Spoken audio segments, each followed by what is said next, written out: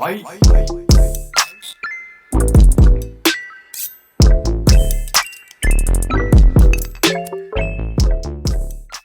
Welcome back to the Two Pointers Podcast. I'm Trevor Everett. Today, before we get into the interview with Hassan Ahmad about his Drew League graphic design opportunity, a couple of things I want to make sure you know. Two Pointers Podcast is presented in part with SeatGeek. SeatGeek is our presenting sponsor. Code 2Pointers gets you $20 off your first purchase. Click the link in the top of the description, SeatGeek.com, or in the SeatGeek app. Make that first purchase. A lot of really great sporting events, bowl games, basketball games, concerts, etc. You get $20 off your first purchase. A nice little gift for somebody for Christmas, as that's in less than 2 weeks as I'm recording this intro. You'll hear in parts, it'll be chopped up a little bit just based on when things were recorded. But at the top, you're going to hear this Hassan Ahmad interview. He was a really, really great time. Go support his work. All of his stuff will be linked in the description below. Then I re-ranked the ACC, and then at the end, I was going to do the Draymond thing as an open because it was short and sweet, but I decided to put it at the end a little bit because the NBA topics just sometimes, until later into the year, I don't have a ton more to say. And that was the pressing topic at the time. So thank you guys again for the support. Don't forget to follow Two Pointers on all social media platforms and enjoy the interview with Hassan.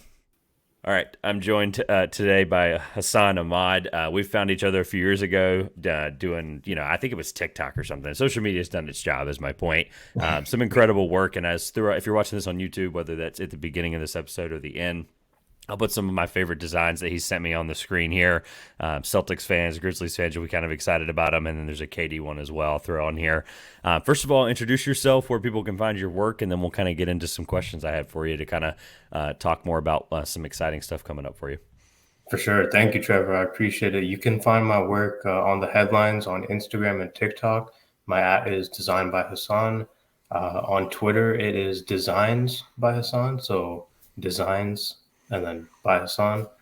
And then just a little bit about myself, how I got into this. I started way back in 2014 at a very young age. I'm currently 20 years old, based out of Toronto, Ontario, Canada. Really, I just started off by making graphics on an iPad and just like all these different mobile apps. And then from there, and through posting all my graphics onto Instagram mainly, that's what I was on at the very beginning. From there, I eventually made the switch to Photoshop back in 2017. In 2017, I really got into things like photo manipulation, learning how to do graphics with color correction, color grading. Eventually from there, I learned how to do jersey swaps. My jersey swaps at the beginning were not that good, but as time went on, just continuing to improve, really just, I'm surprised myself that I was able to kind of stay consistent. On Instagram, I have quite a lot of posts, but as time went on, really just been trying to gain more experience. I've been very lucky to do some freelance work for clients within the NBA, NFL, just currently searching for the next opportunity in sports. Yeah, look, you think of this as kind of a soundboard for hopefully an opportunity, but talk to me about, you mentioned the athlete relationship there in the NBA and the NFL. Think back to your first one, now that we know you've been doing this a long time. Tell me about your first time that somebody, or like whether it's a team or a player, interacted with it. Like, is there one that stands out? Maybe if there wasn't a first one, but talk about the first time that was kind of like, it had to be like oh my gosh, this is kind of a real thing now moment. Was there a team or a player that stuck out maybe early on that you were like, oh, I cannot believe, I know you tag, you're very good at tagging people in that stuff, and I know that there's some engagement there. So Sure. Talk to me about that first time.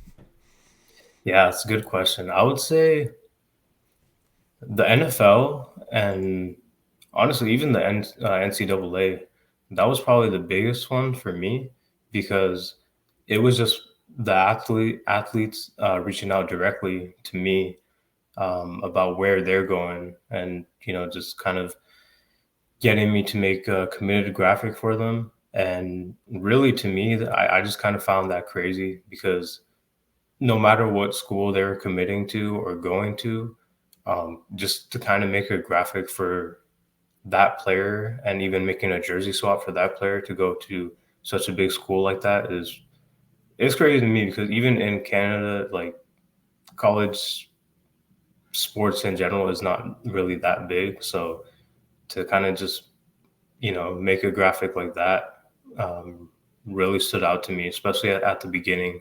And then for that to kind of transfer on to the professional leagues was even more crazier, especially because that was more of not through the athlete themselves, but more through, their agents or, you know, um, people who manage these players. And I'm like, wow, like, can't believe I'm doing this.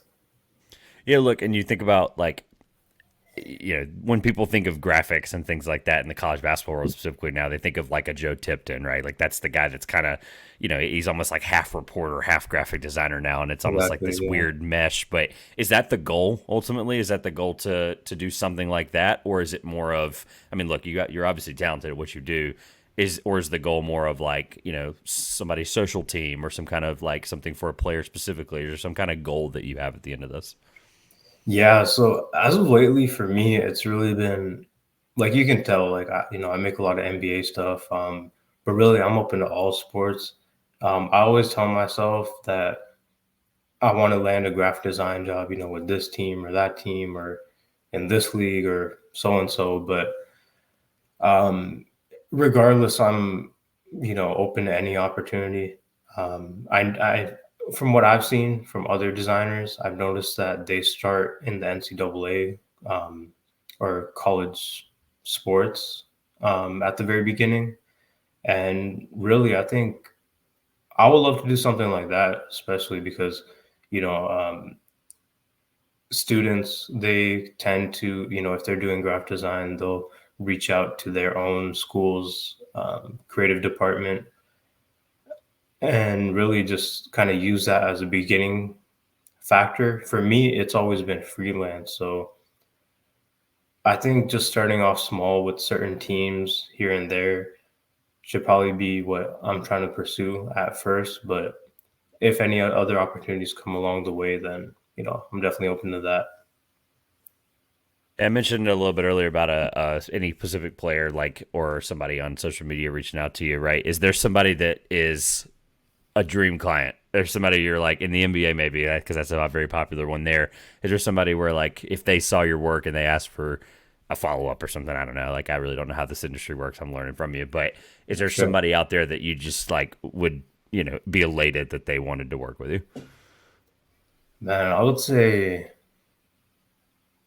Derrick Rose is my favorite player. So if Nice. somehow, yeah, him or his agency in a way got to reach out to me for a graphic, both on or off the court, I would love to do something like that.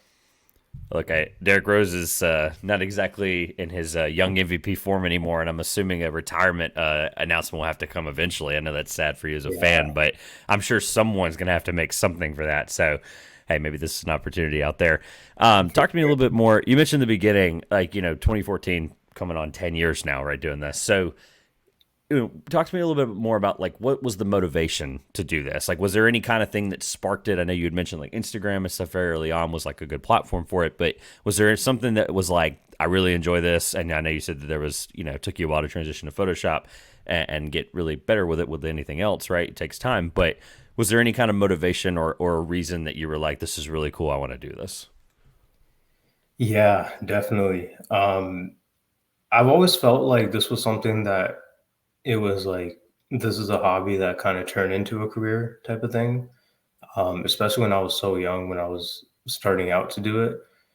Really, it was just something for fun, and I'm not even gonna lie, like, even until 2017 and onwards, when I was in, like, high school at that time and making these graphics, I didn't really think that I could make it a career until I really just landed my first, freelance work, and, I guess that really made me wanna pursue this as a career, just knowing that if you continue to be consistent and continue to really just improve your work and land clients, clients can refer you to more clients, or you can just keep on showcasing your work.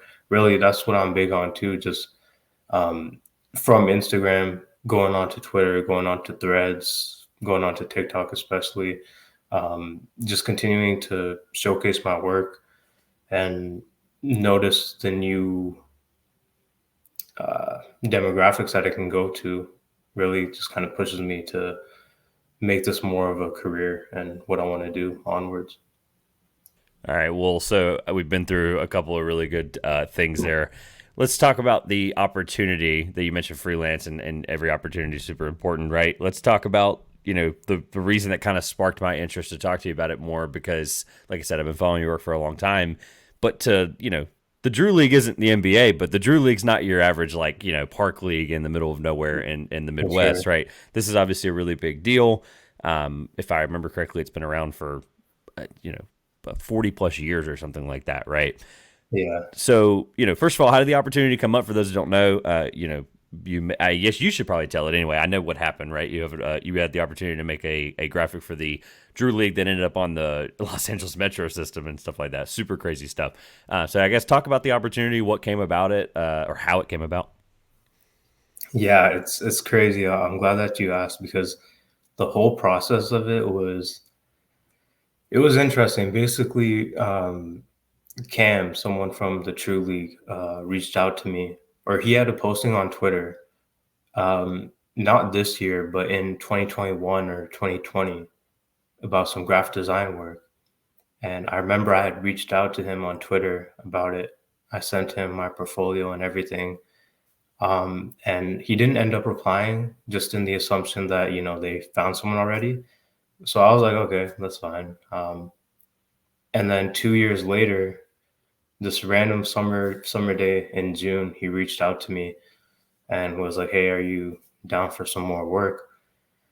And so we hopped on a call, and it wasn't for the Drew League directly, but more of something for his company.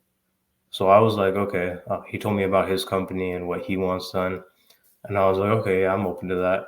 And he was still doing some stuff for the Drew League as well because he was like one of their main guys, but he was also doing this stuff with his company on the side. But he still mentioned that the Drew League needs some work through a sponsor, like a direct sponsor with the Drew League called Crossover Collective. And he said they need a train wrap graphic for the Los Angeles Metro train. And I was like, damn, this sounds crazy. But I was like, yeah, sure. Just let me know the client's information. He gave me the client's information. Steph Rollins of Crossover Collective worked closely together with him on making this graphic come to life. When I got to see the graphic in person, that same day, I also got to meet him in person. And we had a really great conversation. Just, it was crazy, honestly. Even during the graphic, I don't even think I told anybody this, but one day in, or like, yeah, like one day in on working on the graphic, I was telling myself, I don't know if I'm gonna even be able to, actually do this. Like I thought the project was gonna fall through just because my my computer, it couldn't handle the graphic. Like it was crazy, but somehow we still made it. Look, as somebody who, until I was able to get this MacBook that I'm on right now, I can chop out a podcast no matter the length in less than an hour. But in the past, I was having to do, video edits on my wife's old college computer just to get these things done. And Yeah, like, I get it. Like, I would go to bed and like it'd be like 3.5 hour export time remaining. I'd be like, all right, cool. I guess the pod will just go out on Wednesday now or on Thursday or whatever. That's actually how the Wednesday schedule came about for the show. And I know this as we're recording this on a Friday afternoon. It's actually going to go up on Friday afternoon, but okay, cool. but normally, like I used to record on Mondays with my old co-host, and I'd be like, "Look, I need all of Tuesday to like edit, post it, have time for it to export." So like, I totally Yeah, get it with the computer. Um, maybe you can't say this publicly, but I assume you'll be in attendance for the Drew League this year in some form or fashion, hopefully on their dime. I'm hoping so. Yeah, like to see one of the games or Of course, yeah, or all of them. Yeah, I don't know, man. The Drew League's a big deal. I mean, look, people don't know yeah, DeMar DeRozan, big guy from LA that goes to it almost every year. If I remember, LeBron played in it a few years ago and had a run he in with did. some Yeah, dude, and dude like blew up on Instagram because yeah, he like tried to talk to LeBron. It is what it is, right? But it's an unbelievable environment. Hopefully, it's something you'll be able to attend. for Look, sure. I don't have anything else about the opportunity or anything like that written down, but I do want to ask you, since you're into Toronto, are you a Raptors fan? I am. It's been kind of tough. That's what I But wanted to ask about. 10-14 right now as we're recording this. Scotty Barnes, I think, is an unbelievable player. Actually, I think he's just to give people an idea of how impactful his at least statistics have been. He's top 10 in the ESPN fantasy rankings for total points, which is Mhm. awesome. It means he's been productive. Um, what do you want from this year? Do you want a team that could next year's draft or this year's draft, people have been calling it weak, but I think it's actually a really good draft for how deep it really is going to be with a lot of talented college players. Would you rather, try to win a couple more games here before the All-Star break and then tank it out, the rest of the way? Or are you like hey, we've got enough talent that I think we can win and at least win a playoff series? Man, I think we try our best to win some games, but if not, we should definitely tank. I want to see a trade. I feel like a lot of people have mentioned like Pascal OG, or well, they've been in trade rumors, I guess. And I don't know, like I'm still trying to think about who I would want to stay because it's tough because OG himself, he's been in so many trade talks in the past, and I guess he's just so valuable that we didn't include him in trade talks for when we wanted Kevin Durant or when we wanted to get Dame. So They I don't know. supposedly turned down 3 first-round picks for him multiple times. Yeah, I As still crazy as can't that believe sounds. that. I'll ask you this: Are you? I know the guy won you a title in 2019. I'm completely aware of that. But are you a Masai Ujiri guy, or are you like I'm out at this point? I feel like I'm out now. I've always liked Masai before, but Yep. I don't know. I feel like sometimes you got to pull the trigger. Like, Scotty, I understand now, especially with how he's playing now. I think he's definitely here to stay, but definitely should test out Pascal and OG's value. Um, because it seems like from the rumors that I've seen, I saw one just this morning too, that the Kings might be a team. Like they might try to flip either Pascal or OG for like Keegan Murray. Really, it just seems like we're trying to go for young guys, and if that's what we got to do, then just give us multiple at least. Yeah. Look, I mean, this is the same guy. I mean, again, I mentioned the title, right? But you mentioned not pulling the trigger on trades, but you know, he knows what he's doing at the end of the day. Like he's definitely put the team in a position over the last 10 years or so.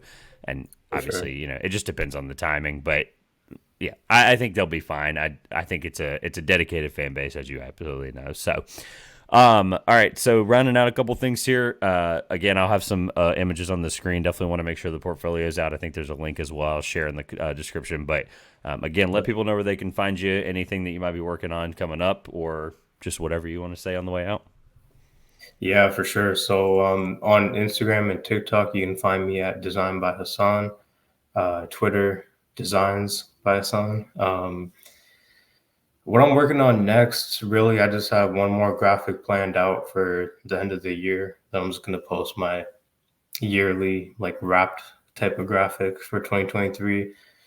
John Morant is coming back soon, so I figured I might make a graphic of him. So you could probably expect that in the next week, probably Monday or Tuesday, one of those days. I'm pretty sure he's returning on one of those games as well. But yeah, overall, really, I just, you can check out my work on Instagram, TikTok. I've been very active on TikTok, just trying to make tutorials and really just help out new designers or designers in general as much as I could. Um, on my TikTok, you can find some tutorials on how I do my backgrounds, how I pick out my fonts, which fonts I use for my graphics, how I do my lighting, how I do jersey swaps, and yeah, um, that's all I got. Quickly, I forgot to write this one down earlier, and you mentioned this a little bit about the TikTok, tutorials and things like that. Do you have any advice for any graphic designers that are listening? Any colleagues out in the space that might be, newer to this, maybe following your work and they're checking the show out? Hopefully, any advice for anybody? Again, you have every bit of the right to be able to say anything you want about it because you've been doing this for so long. any advice for anybody that might be doing this that they may not know that could be really helpful for landing something like the Drew League? Yeah, for sure. So this is going to be like, I guess, pretty straightforward, but honestly, just try not to give up, really. A lot of designers reach out to me for tips and stuff on how, they can make stuff better. And really, like my beginning stuff is not good at all. It's going to be tough to find that one graphic or one style that's going to, automatically, make yourself better. It wasn't even for me, it wasn't until the past like year or two where I really feel like I developed my own style into something that I like to make. And so really, even if what you're putting out is not something that you might like or you might not find that turns out well, just keep on putting it out. I feel like you shouldn't have to worry about quality over quantity right away. Um, just keep on putting stuff out and then gradually you'll improve. And yeah, just, try to stay as motivated as you could. Awesome. Well, thank you for the time today. 20 minutes is what we asked for, and this is what we ended up doing. On my screen, it says 1958. So Hey, thank you again for the opportunity to talk to me today. And then check out all of your links and everything below. Socials for him will all be below in the description. The work, like I said, the portfolio. Please go drop Hassan a follow. Thank you for coming, my friend. yeah, thank you, Trevor. Appreciate it.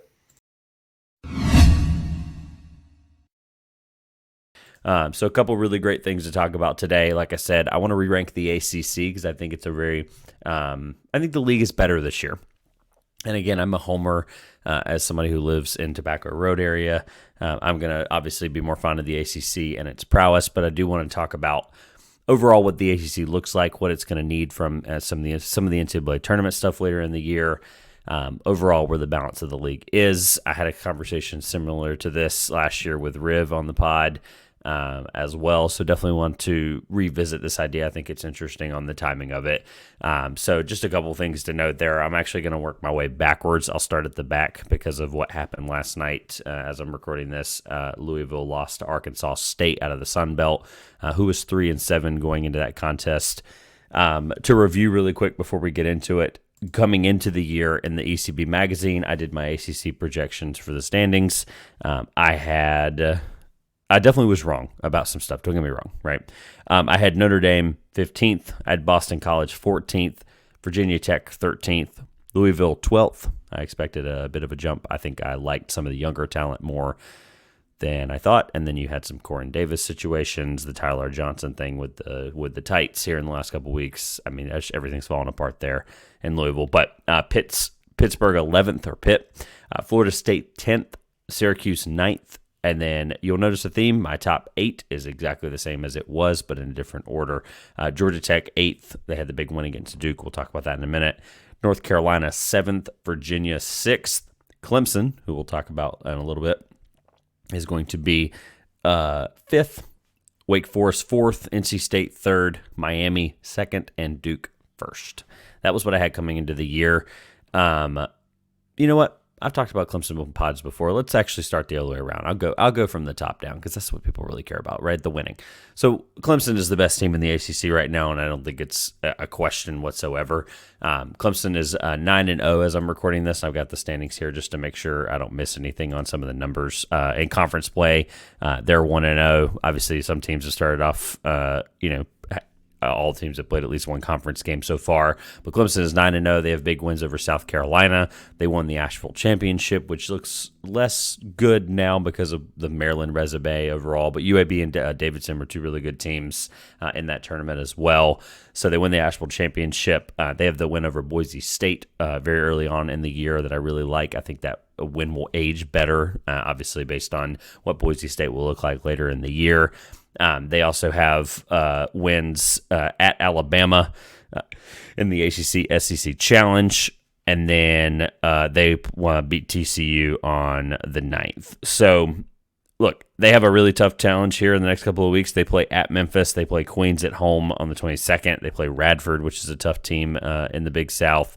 And then they begin a bloodbath of a schedule to start the year at Miami, home against North Carolina, at Virginia Tech, home against Boston College, Georgia Tech, at Florida State, at Duke, and Louisville at home to end out January. So the ACC is not going to be easy for them this year, but I do think that this is a really tough team that will withstand the test of time. We shouldn't have any problems with the NCAA tournament berth here with the Clemson Tigers, barring some major collapse. PJ Hall is the ACC Player of the Year right now. I don't think that's close. I think he's the best player in the league. His inside-outside game is unbelievable. They've got an X factor and a guy named Ian Shefflin. I'm probably mispronouncing that slightly, but that kid can rebound. He had 17 or 15 rebounds, something like that, against Pitt, at Pitt, and then he had a ridiculous game against South Carolina. He had 12 and 12. So they've got guys all up and down the floor. Chauncey Wiggins is really good as well. Gerard is obviously the big transfer name that's been one of the most underrated coming from Syracuse. Clemson's the best team in the league, and it's not even close, I think. So shout out to Clemson, who, again, I felt like I was fair with 5 because I didn't know how deep the talent really was, and I'm willing to admit that. Number 2, I have North Carolina. I think it's Clemson, and I think there's a gap. And then I think there's a gap from 2 until you get to like number 7, 8, which is what I said coming into the year. Looking at the ECB ACC standings page, I think the teams on the left were all NCAA tournament teams, and the teams on the right were not. So North Carolina is the second team right now for me in terms of re-ranking the ACC. I think I was wrong about some of the depth. I know that these guys coming in from all over the place. Harrison Ingram's been better than I even imagined. Paxton Woj is somebody that I wasn't super keen on coming into the year. Cormac Ryan is an incredible shooter who I think is starting to find himself a little bit. They really showed it out in the Bahamas for the Atlantis Championship. Northern Iowa, they had some scares there, and then they hit a bunch of threes down the stretch. Villanova was a 2-point loss in overtime against a really good Villanova team, I think. And then they were able to beat up on Arkansas, who eventually will get really good. Their most impressive win, without a doubt, is Tennessee. They beat Tennessee at home in Chapel Hill, 100-92. I don't think I have to go back and look when the last time a Rick Barnes team gave up 100 points. It probably hasn't been recently. That Connecticut game was, I think, really strong showing from them. They've got the State Farm Classic against Kentucky in 2 days. As I'm recording this, you'll get to hear this preview or this conversation right before that game the day before. But really tough run here schedule for them. Beat Florida State. That was a confident win coming off the Tennessee win. If you're a Carolina fan, you would have liked to see them beat UConn, but I mean, it was Madison Square Garden. They call it Stores South for a reason. And then they have some pretty interesting non-con wins earlier in the year. Specifically, I like the win against Radford as well. North Carolina, I think Elliot Cadeau has been the biggest difference. I'm not going to sit here and break down every single team's thing I'm impressed or I was wrong about, but I have to say Elliot Cadeau, as a 19-year-old, he plays a lot more mature than that.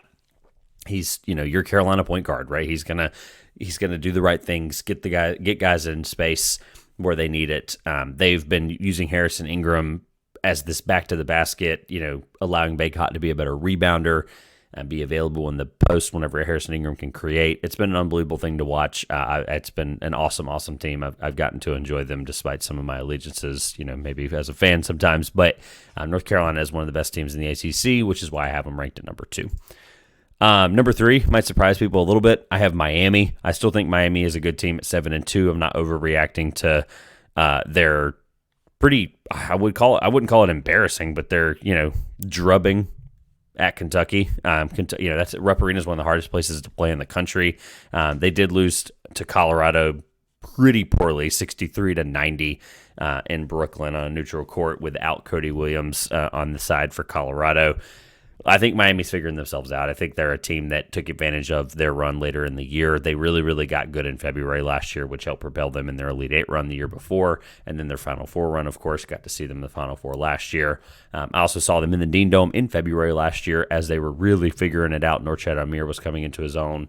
Obviously, Nigel Pack and Isaiah Wong and all those guys were just playing unbelievable, obviously earning ACC Player of the Year odds there for honors there for Wong. But Miami's a team that definitely gels and figures it out later in the year, and I don't think that's a bad thing. Some of their losses do scare me, obviously, knowing that Kentucky loss was a big blowout in Colorado, but they've taken care of business otherwise. I mean, they beat LIU by almost 50 at home.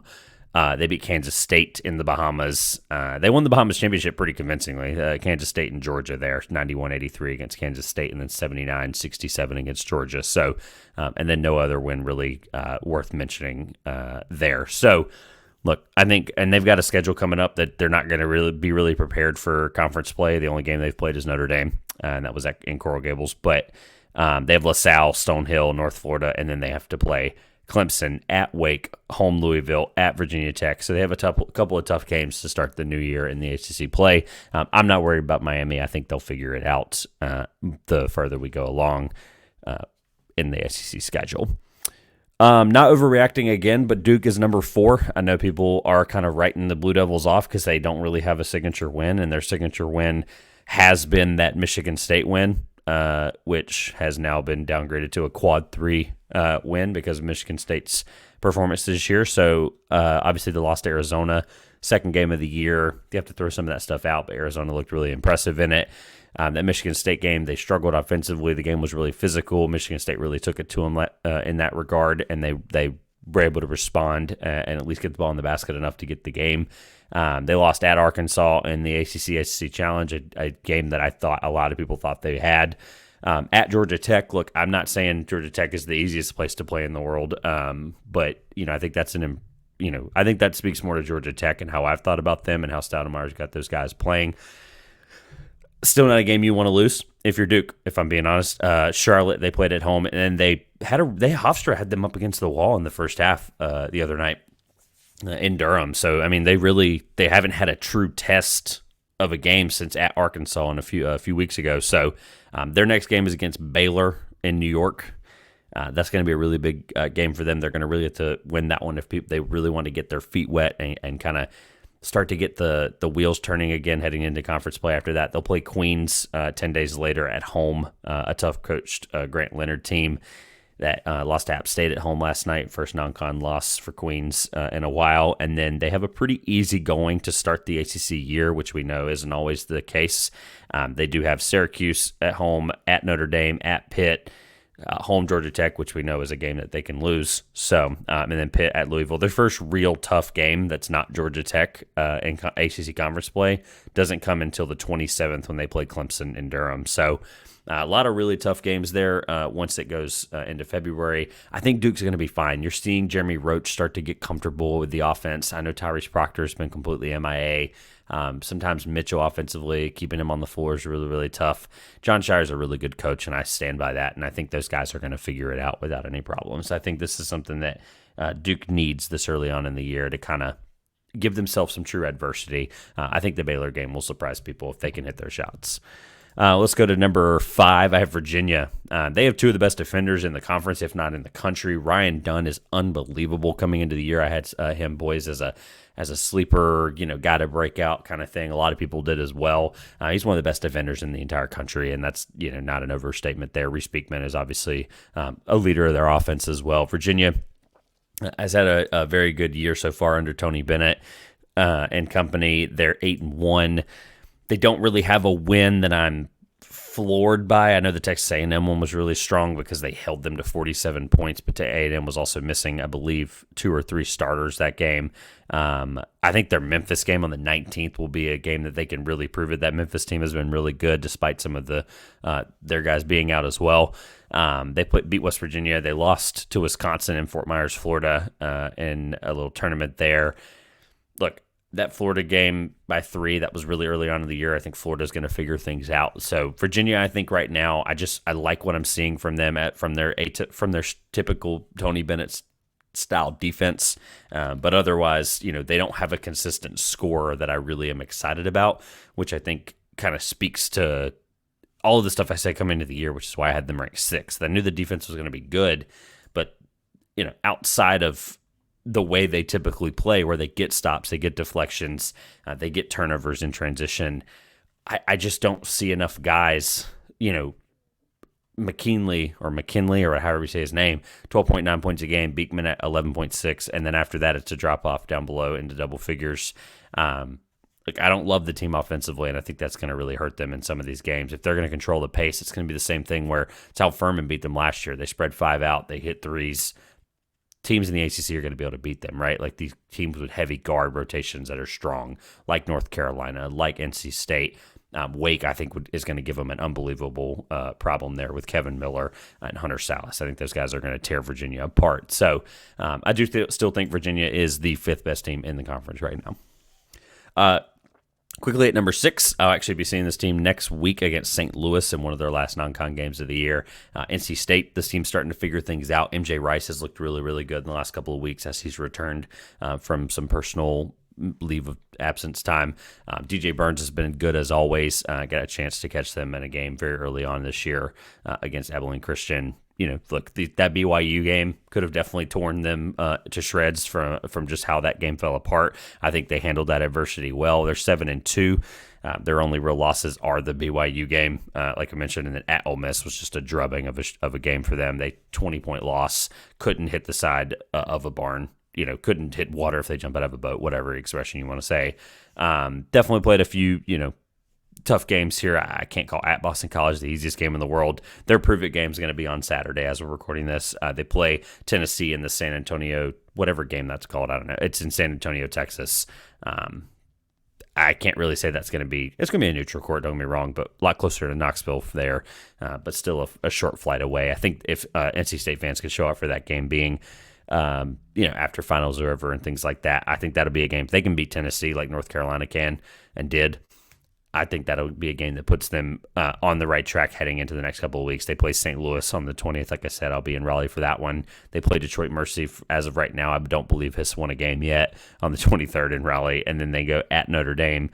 And the reason I think they should get that Tennessee win to get the momentum going is they play home back-to-back against Virginia, North Carolina, at Louisville, and then they play home Wake, home Virginia Tech, at Virginia, at Syracuse, and Miami at home to end January there. Really, really tough slate of games in a row that I think they'll need the momentum for.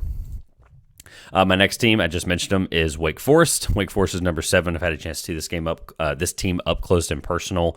I think more than any other team on this list, actually, yeah, because I saw them 3 times in Charleston for the Charleston Classic, which, look, all the problems there aside because of depth and guys hurt and Efton Reed not having his waiver, all that stuff. I got to see him against Florida. They came out without Efton Reed against Florida, and they dominated that game. I wouldn't say the entire way throughout. They did against Rutgers without a doubt. He was a difference maker against Rutgers. Efton Reed being back for them. He's an unbelievable passer as a big. He's a true 7-footer, but his mobility at that size is unbelievable. Hunter Salas has been playing like an all-ACC first-team type of player when those shots are going in. Kevin Miller's the guy I had predicted from this team to be the all-ACC first-team or second-team player. He's been unbelievable lately. He's starting to hit his stride, or sorry, I should say Boopy Miller, as he's famously called in Winston-Salem. I think this team is figuring out. Coach Steve Forbes is an unbelievable coach, and I think he's got these guys getting ready at the right time as they begin ACC play fully here in a couple of weeks like everyone else. So number 8 is Georgia Tech to round out my top 8. That was the same top 8 as I had before. Georgia Tech has the big win against Duke. I think Coach Stoudemire has got these guys, unbelievably prepared for some of these big games. I think their 5-3 record doesn't speak for kind of the way they're getting themselves figured out. They beat Mississippi State as well at home, which was a big win for them. They lost that game at Georgia. That's a rivalry game. It's in Athens, but that Georgia team's really good this year, even in the SEC, where I think they might struggle later on in SEC play. I do like that Georgia team. They lost at Cincinnati pretty horribly, 89-54. UMass Lowell was only a 3-point loss in Atlanta. I know that game looks it looks bad, but then you realize UMass Lowell is one of the best teams in their conference this year. They beat Howard, who's going to be one of the best teams in their conference as well, and then Georgia Southern to open the year. Georgia Southern hasn't won a game in the Sun Belt. I think this team has its highs and it has its lows, which is why I think they're a teetering team in the ACC for that final. If we were to get more than 7 teams in for some reason, which I don't think I think it's 7 or nothing this year. I think there's a way for them to get in, but it's these big wins like the Duke game. Pulling that one off early in the year at home is an unbelievable game that you're going to need for your resume. That should hopefully stay a quad 1 for the rest of the year. They have a pretty easy going schedule until they go back to play Duke at Durham, like I mentioned earlier, at Clemson after that, Virginia at home, Pitt. They've got a really tough need to kind of win a few of those or pick some of those off, which I definitely think they can do. Also, Miles Kelly is an unbelievable player. I keep saying that. Number 9 is Boston College. Boston College, Quentin Post is an unbelievable talent for them. Boston College they played NC State. NC State got the win in that one. Look, they've played teams like Richmond. They've won that game. Harvard's one of the best teams in the Ivy. That Colorado State loss, albeit on a neutral court, looks a little bit better now because Colorado State was obviously very highly touted here.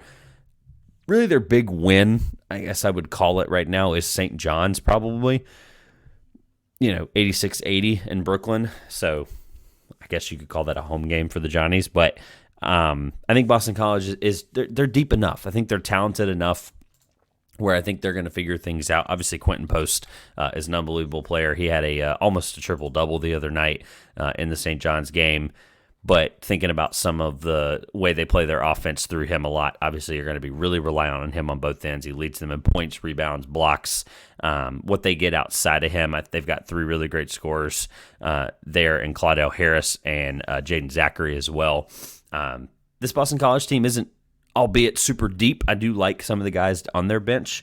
McLaughlin has been really good for them as well defensively, but I think this Boston College team, you're completely relying on Quentin Post, and that's okay because when you have one of the best players in the ACC, that's you're always going to have a chance every single night. And we saw that against St. John's, who obviously has teetered as a pretty poor defensive team lately. But I think Boston College, albeit they may not have the depth and the defensive prowess to play the whole ACC schedule out and be really good, but I think they're going to be able to compete because they have a really tough team. Rolling through these next couple ones, Pitt. Look, Carrington's been unbelievable for Pitt. I talked on a podcast with Riv. I couldn't get the name out. With Riv on his podcast on Pick Aside, I talked about Carrington and what he's done offensively as a shot creator. He's obviously carrying that team, honestly, at this point on his back. But all right, at number 10, I have Pitt. Look, I talked with Riv on Pick Aside and his podcast over there, how good Carrington's been for them. I told him I wouldn't be lying if I said I watched their first couple of games. Not necessarily against stellar competition, but I think Pitt's starting to figure things out. I'm a really big fan of Coach Capel. They play one of the worst teams in the country in A&T. They had 4 straight games at home to start the year. Binghamton, Florida Gulf Coast, Jacksonville, all teams that they handled pretty easily there. On the back of Carrington, who's been their leader in assists. Only reason he's not leading them in scoring is because Blake Hinson's had an unbelievable year, 21.9 points per game, 5 rebounds. But Carrington's been an awesome, versatile threat, triple-double threat every time he goes out on the floor. I think this team's a lot deeper than I gave them credit for in the preview and beginning of the year. They don't have a win that excites me, though, so I don't see enough right now from this team to put them any higher. I do think they'll end up being better than what I think. Florida, in Brooklyn, then Oregon State they did beat as well, but Oregon State's got one of the worst coaching situations right now. Couldn't get Missouri, couldn't beat Clemson in that first ACC matchup. At West Virginia is a big win. Anytime you win what do they call that? The backyard brawl. That's right. Anytime you beat the backyard brawl, that's a good win. And then they beat Kinesis. I always say them wrong, in the MAC. One of the decent teams there. They have a couple of really easy games against South Carolina State and Purdue Fort Wayne before they play at Syracuse at the end of this month on the 30th. I really like Pitt. I think they're a really deep team, and I think they help the structure of the ACC in that middle tier where I think Pitt is probably better than 10th. Let me be honest about where I have them, but I think they will ultimately show that as the year goes on. And I think even if they don't make the tournament, that middle ground there with some big quad 1, quad 2 wins and even a good record in quad 3 and 4 later in the year hopefully stays the same. I see that being a good thing for the ACC and for Pitt. Number 11, I have Syracuse. Syracuse, coming into the year, was not very high on them. Recapping that, I had them 9th, which I think was even probably a little bit higher than I anticipated because I was lower on Florida State, Pitt. After that, whatever, right? But a lot of people had Syracuse in that top 7, top 5 even. In some cases, had them above teams like Wake Forest, NC State. I just didn't understand it. I didn't see it, and I'm still going to stick to that. I think Judah Mintz is an unbelievable player. Obviously, when you completely change systems, one of the hardest things to do is to follow a really legendary player, a really legendary coach. Obviously, it's the first year in almost 50 years without Jim Boeheim. Autry going to run man defense. They're starting to have to figure things out. Again, these guys who were there last year having to play a little bit differently is obviously a challenge, but they had some games earlier in the year. They had Colgate's a tough opponent there right before they headed to Maui, where they came out with their only win against Chaminade, 105-56. I'm not, going to overreact any of that. They got drubbed by Tennessee and Gonzaga. I think the LSU win was really good. I got to see LSU a couple times in the Charleston Classic. I think LSU is better than people think in the SEC. I think it was a really tough team. So I think that win's important there. At Virginia, they lost that one pretty handily, and then it was a close game against Cornell and at Georgetown. Anytime you play, an old Big East rival, that can't be an easy game. They do have a game in South Dakota against Oregon on the 17th. I think that'll be a strong showing from them. I think that could help their resume a lot. They play Niagara in Syracuse, and then they start ACC play. Other than the Virginia game earlier in the month, Pitt at Duke, Boston College at North Carolina at Pitt. So got a couple of tough games there in January. I think this team's going to figure things out eventually. Talking about Judah Mintz, I think he's been awesome, obviously. Starling, I think, has had a great year as well, passing the ball, playing strong defensively. That's one of the better backcourts in the entire league. I think they got to get Naheem McLeod more involved in the offense. Obviously, he's going to be, leading them in blocks with 2 a game. He's going to obviously be their defensive stalwart, but they need to get him more involved in the rebounding. He should be leading them in rebounding. I know that Taylor has been unbelievable for them. He leads them in rebounding as a guard with 6.2, but they got to get Naheem McLeod more involved. Flying through these, Virginia Tech at 12 feels low, but then you realize Virginia Tech, even with their record being what it is, near the top of the ACC at 7-3, I'm not impressed by really any of it. They beat Coppin State. They lost to South Carolina. That's the games that actually look a little bit better. That was in Charlotte, the second game of the year. They beat Campbell, Wofford. They beat Boise State, which I think that win will age well. They beat Iowa State. Then they lost to Florida Atlantic by 34. They lost at Auburn, and they beat Louisville and Valpo. So other than the Boise State-Iowa State pairing there in Orlando on a neutral court, I like both those wins, don't get me wrong. I'm just not impressed by Virginia Tech's team. It's really no slight to anything that they're doing specifically. I just think I think I like the teams ahead of them better. I know that they've got some unbelievable shooters there. Look, at the end of the day, I don't want to sit here and run Virginia Tech through the mud, but I really like what I've seen from Hunter Couture. Sean Padula's been really good as well.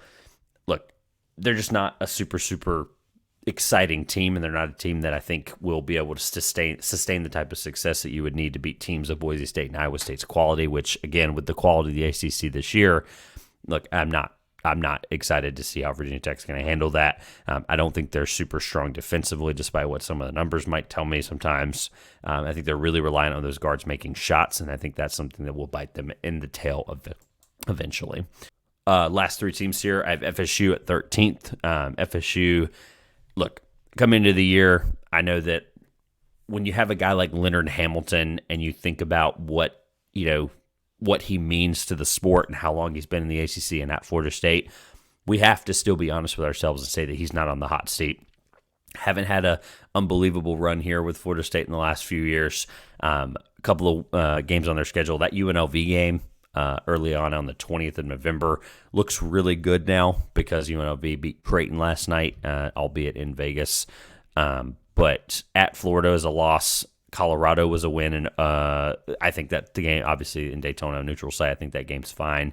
Lost to Georgia, lost to North Carolina, lost to USF as well. But I do think that they are building something down there in South Florida. Look, I think Florida State is trying to figure out how to gel, and I think that's obviously, regardless of what happened with the football team. Look, basketball, is always going to be the second, fiddle sport, and at Florida State. A couple things about their team statistically that stand out to me. Watkins has just been doing everything for them. He leads them in all major statistical categories: points, rebounds, assists. Baba Miller, I think, needs to take a step up offensively. I know that he obviously missed some time last year. I think he's a good talent, but I think this team fits the Leonard Hamilton, where you have guys that are long, athletic, but I don't think that's helping them win games right now with the way the ACC is set up. They don't particularly shoot the three very well, which I think, again, will bite them in the tail. So talking about that earlier, about things that bite teams in the tail.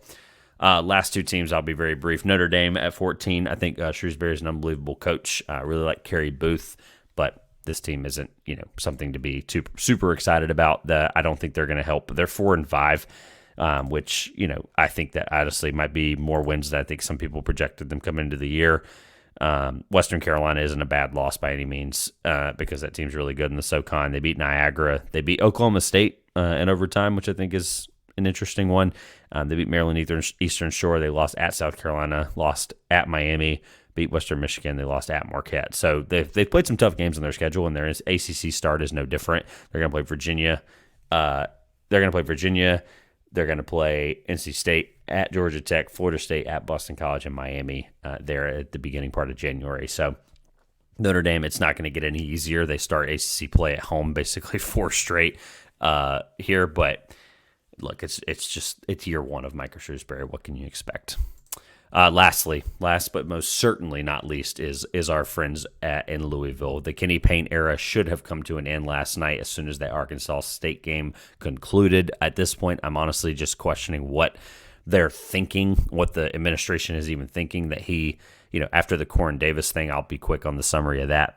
Essentially, he, they came out that he was transferring, then he tweeted that he wasn't, and so Kenny Payne sent out a thing that he said he wanted him to be released or something like that. However that situation ended up happening, and then Davis was actually in the stands in that loss against Arkansas State. The whole thing is just embarrassing. They have that UMBC win on opening night by 1 in the 90s there, so defense was nothing to be excited about. They lost to Chattanooga. They beat Coppin State. Lost to Texas and Indiana in the whatever that classic was in Madison Square Garden. There's a ton of them. Won against New Mexico State in overtime. They beat Bellarmine, crosstown rival nowadays, at least based on how the Cardinals have looked. At Virginia Tech, at DePaul was a huge loss, and then losing to Arkansas State. They play Pepperdine at home on the 17th, and then they play Kentucky. I'm honestly surprised they don't get rid of Kenny Payne going into that Kentucky game, because somebody else should be able to try to figure it out if they even want a chance. That Kentucky game, I saw it on Twitter, might be opening at like a 25.5-point line, which is ridiculous, and that game is in Louisville. Not that really matters, but the Kenny Payne era should be coming to an end eventually. At this point, the bleeding is already, the fan base is frustrated. The KFC Yum Center looks like a graveyard on game days, and it just has to come to an end. All right, quickly on the Draymond Green suspension, as I'm recording this on Thursday afternoon or evening on the 14th, Draymond Green had an altercation with Jusuf Nurkic the other night in the Suns Warriors game, connected with him near the face area, and this felt like the final straw for the NBA. I think as soon as that was happening, I know that the Twitter police, when something like this happens, I'm not going to sit here and tell you I'm not guilty of it as well. Texts are flying back and forth, tweets about it, whatever, right? But the NBA really came down and struck it hard with the indefinite suspension.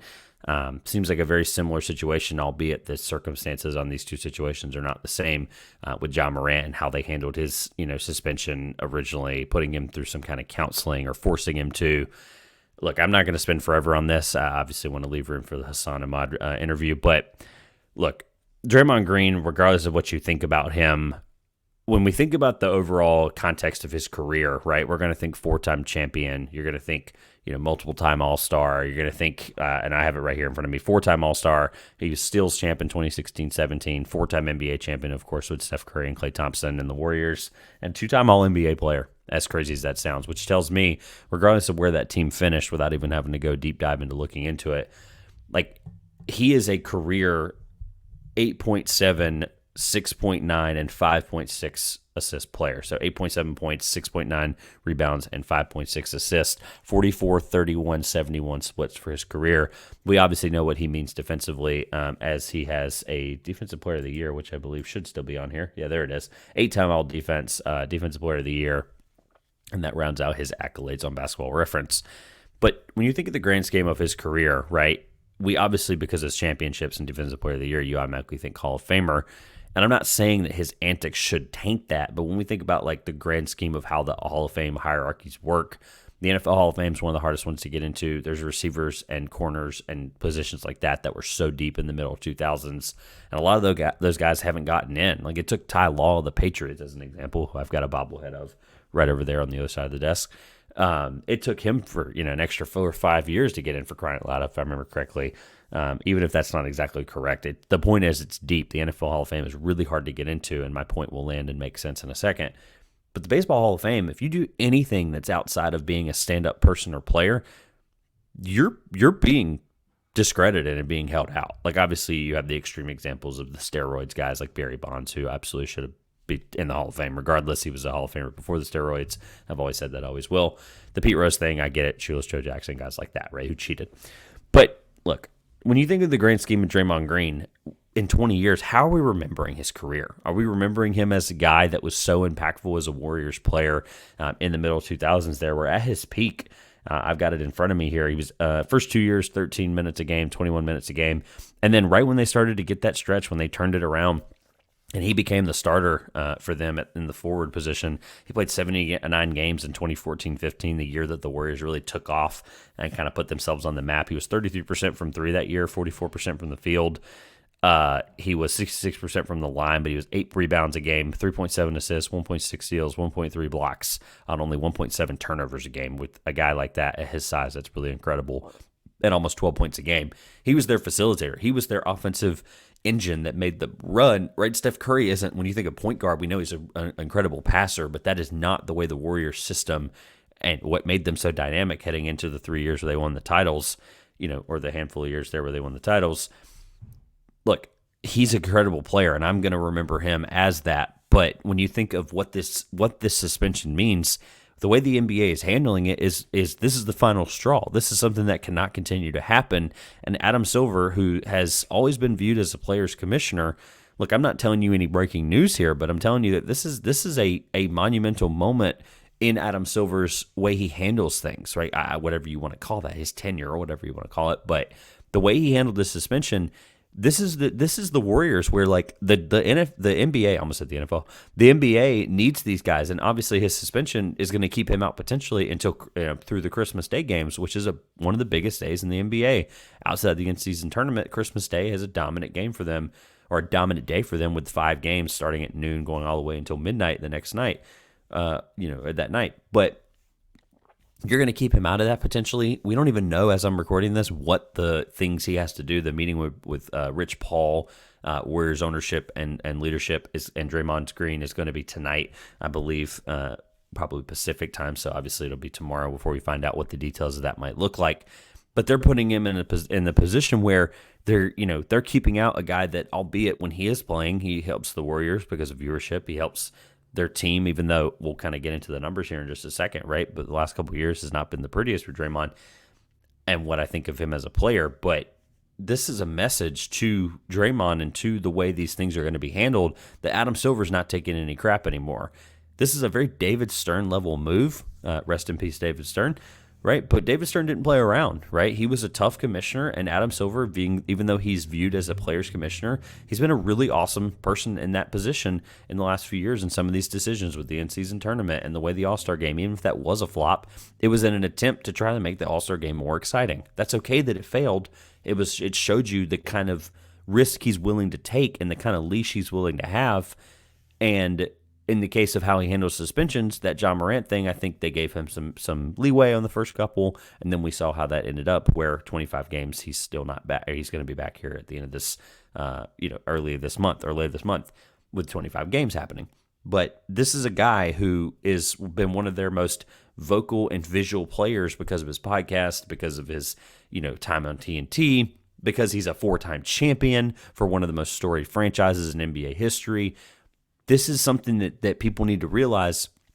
The NBA is taking it seriously, and I'm not saying this is going to like blackball them or anything like that. He's not going to be suspended forever, but he, in press conferences, at any time these things happen, he doesn't apologize for them. This isn't a remorseful act. He doesn't feel like he's doing anything wrong, and you see ridiculous takes about how does this speak to Steph Curry's leadership ability and stuff like that. I think that's ridiculous. I think it falls more on Steve Kerr than anything, who when anything in the world happens, he cares to comment. But then when stuff like this happens, he hasn't seen the replay coincidentally and wants to sit here and not make a comment about Draymond's situation, regardless of what we knew about the suspension at the time. My point being is this is a really, really big thing for the Warriors and how they're going to be viewed in the next couple of years, especially by how the NBA is going to handle things, not just on the Warriors side of things, but with the way Draymond looks.